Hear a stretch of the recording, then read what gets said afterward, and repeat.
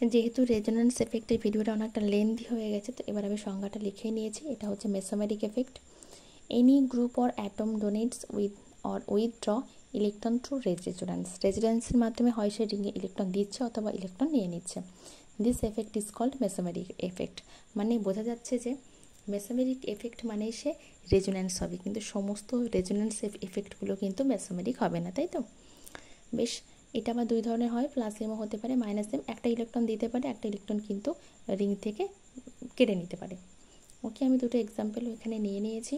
সেটা কি, এখানে রয়েছে কি, lone pair of electron.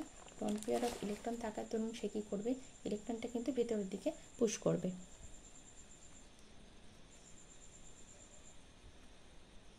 Okay, lone pair of electron থাকার দরুন সে কিন্তু ভিতরের দিকে ইলেকট্রনটাকে কিন্তু পুশ করে দিল। এটা কিন্তু এখান থেকে তখন এখানে চলে আসবে। সেক্ষেত্রে তাহলে কি ইলেকট্রনে দিল, ইলেকট্রন দিল মানে অবশ্যই কিন্তু এর প্লাস এম এফেক্ট রয়েছে এই গ্রুপটার। কিন্তু নাইট্রোর ক্ষেত্রে কী হবে, কিন্তু ইলেকট্রন কিন্তু সে উল্টো টেনে নেওয়ার ক্ষমতা রাখে, ইলেকট্রন সে উল্টো টেনে নেওয়ার ক্ষমতা রাখে। সুতরাং এক্ষেত্রে মাইনাস এম রয়েছে, সুতরাং নাইট্রো গ্রুপের কিন্তু একটা মাইনাস এম এফেক্ট রয়েছে, সেটা আমরা বুঝতে পারছি।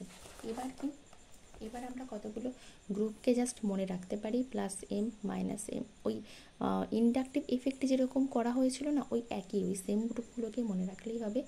যেমন কি মাইনাস এম এফেক্টের তালিকায় রয়েছে যেমন CH2+ হতে পারে, NO2 হতে পারে। কার্বনের উপরে পজিটিভ চার্জ মানে সে খুব বেশি ইলেকট্রোনেগেটিভ, এটুকু খেয়াল রাখতে হবে, কারণ এই পজিটিভ চার্জকে সহ্য করতে পারে না।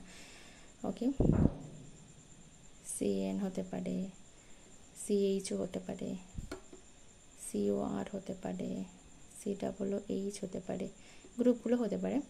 আর যদি আমি প্লাস এম, সেক্ষেত্রেও কয়েকটা মনে আসছে, যেমন CH2- হতে পারে, NH- হতে পারে গ্রুপ হিসাবে, O-।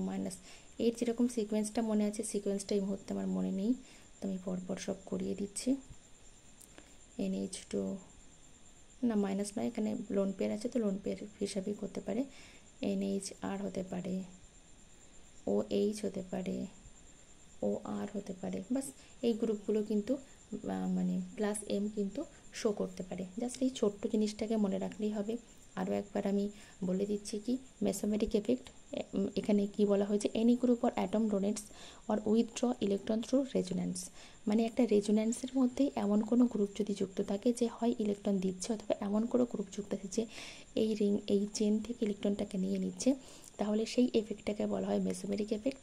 আমি মাইনাস এম যারা টেনে নিতে পারে সেরকম কিছু ইলেকট্রন, পুরো ইলেকট্রন ডেন্সিটিকে নিজের দিকে টেনে নিতে পারে, সেরকম একটা এক্সাম্পল এখানে করিয়েছি, এবং তারও কিছু এক্সাম্পল দিয়েছি NO2 ছাড়াও কোন কোন গ্রুপগুলো এইরকম কাজ করতে পারে। প্লাস এমের ক্ষেত্রে কতগুলো গ্রুপকে লিখিয়েছি। বা সেটা একটা ছোটোই ভিডিও, মেসোমেরিক এফেক্ট জাস্ট জেনে রাখার জন্য। অনেক ক্ষেত্রে একটা সময় আমিও ভাবতাম যে রেজোন্যান্স এফেক্ট এবং মেসোমেরিক এফেক্ট একই নাম, কিন্তু একই নাম না, জাস্ট একটুখানি পার্থক্য রয়েছে। রেজোন্যান্সেরই একটা প্রকারভেদ বলা যেতে পারে, রেজোন্যান্সের ভিতরে একটা ছোট কম্পার্টমেন্ট বলা যেতে পারে মেসোমেরিক এফেক্টকে। ওকে।